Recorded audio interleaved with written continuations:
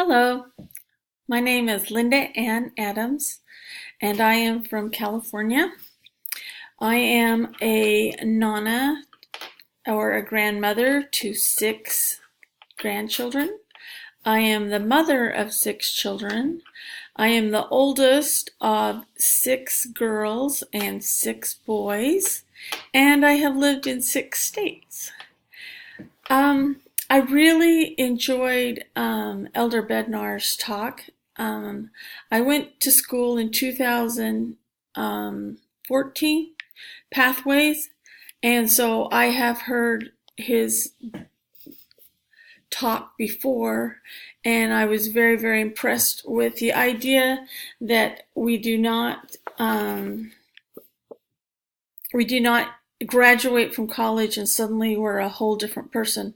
We're becoming who we are going to be. We have the skills that we are going to have for the rest of our lives, and we are becoming the person and the character that we are going to be. He also said, a college experience is a period of development in one's life to be prized and prospered. And I have found this to be very true. You can enjoy yourself as you go along. It's just a really fun, challenging kind of thing, as I am finding out.